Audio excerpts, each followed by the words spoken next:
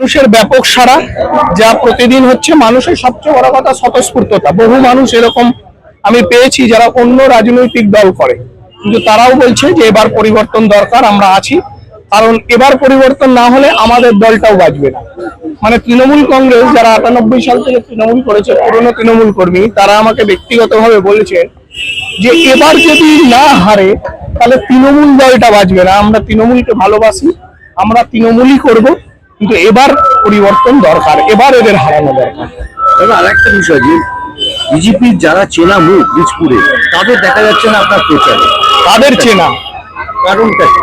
তাদের চেনা মুখ যেমন ধরুন বিমলেশ তিওয়ারি আছেন, দিদা আছে।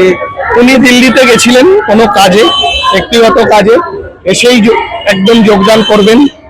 আর যদি আপনি বলেন না যারা প্রচার করছে, আমি আপনাকে এখানে দেখিয়ে দিতে পারি যে কারা বিজেপি। এরা চেনামুখ নয়, এরা চেনামুখ নয়। এখানে ববদা, অরিন্দম হালদার, তাপস, মুন্না, সজল পুরনো মুখ নয় বা চেনামুখ নয়। সবাই এই যে পুরনো কোথায়, সবাই ভারতীয় জনতা পার্টি এইভাবেই তৈরি করে সবাই। বড় ওনার রুচি, ওনার শিক্ষা, যার বড় হয়ে ওঠা ওয়াগান ব্রেকিং করে।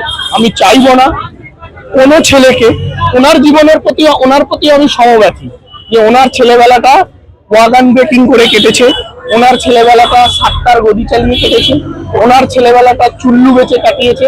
আমি এর জন্য ওনার প্রতি সমব্যথী যে ওনার শৈশবটা ওনার থেকে হারিয়ে গেছে। উনি শৈশবে যেভাবে শিক্ষা পাওয়া দরকার ছিল, যে রুচি পাওয়া দরকার ছিল, যে সংস্কৃতি পাওয়া দরকার ছিল, এটা ভাগ্যের পরিহাসে উনি পাননি। সেজন্য ওনার বড় হয়ে ওঠাটা যেভাবে, উনি সেই রুচিতে কথা বলেন। আর আমাদের বড় হয়ে ওঠা যেভাবে, আমরা সেই রুচিতে কথা বলি। উনি আমাকে প্রতিদ্বন্দ্বী না ভাবতে পারেন, আমি ওনাকে প্রতিদ্বন্দ্বী মনে করি। কারণ রাজনৈতিকভাবে আমরা যারা প্রতিদ্বন্দ্বিতা করতে নেমেছে, আমরা প্রত্যেকের রাজনৈতিক প্রতিদ্বন্দ্বী, ব্যক্তি প্রতিদ্বন্দ্বী নয়।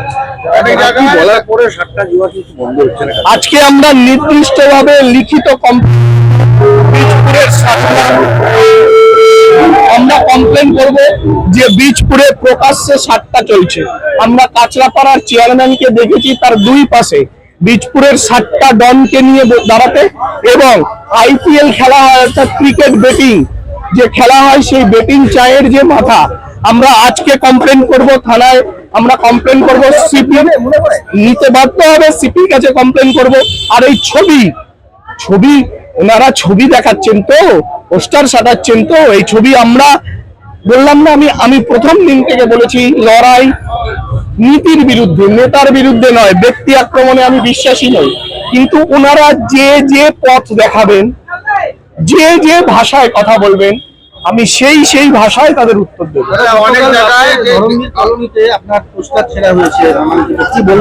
ধরমবীর কলোনিতে বলে শুধু নয়, হাজিনগরে সাধুর মনে রামনবমীর পোস্টার ছাড়া হয়েছে।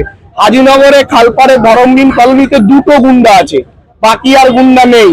তারা বুঝে গেছে, তারা মনে করেছে যে এদের সাথে থাকা যায় না। 2টো গুন্ডা আছে, আর 5-7 দিনে যদি সতর্ক হয়ে সাবধান না হয়, 7 দিন পরে তাদের ব্যবস্থা নেব।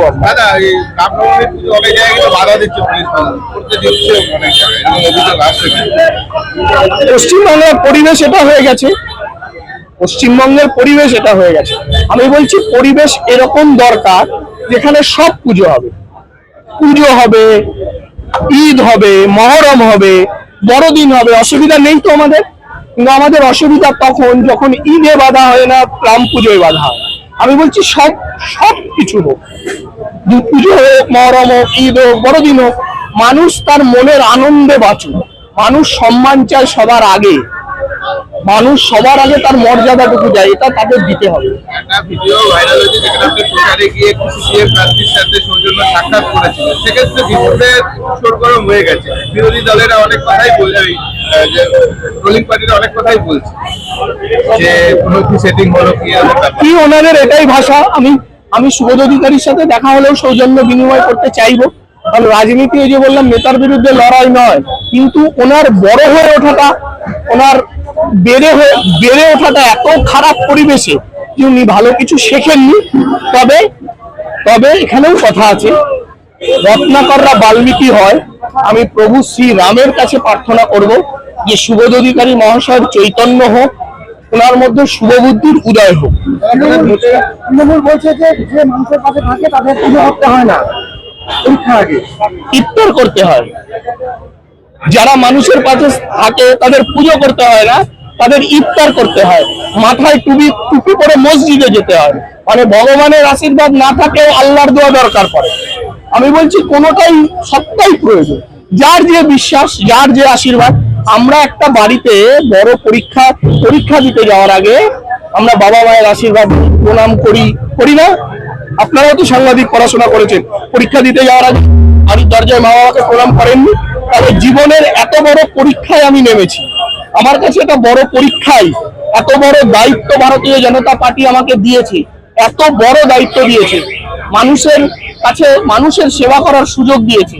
এই দায়িত্ব কাঁধে আমার দিয়েছে, এই দায়িত্বটা আমি সঠিকভাবে পালন করার জন্য আমি ভগবানের কাছে, বাবা মার কাছে শক্তি চাইবো না? কি কথা বলেন ওনারা? কালকে মুখ্যমন্ত্রী রাজনৈতিক ময়দানে আপনার মানুষকে নিয়ে সামাল দেব। আমার রাজনৈতিক জীবন বীজপুরের মাটিতে 25 বছর। বীজপুরের মাটিতে আমার রাজনৈতিক বয়স 25 বছর। একটা কথা না বলে পারছি না, যেহেতু ওনারা ব্যক্তি আক্রমণ করছে। আর ধর্মযুদ্ধে তো আমি আর যুদ্ধে আর পিছিয়ে থাকতে পারি না।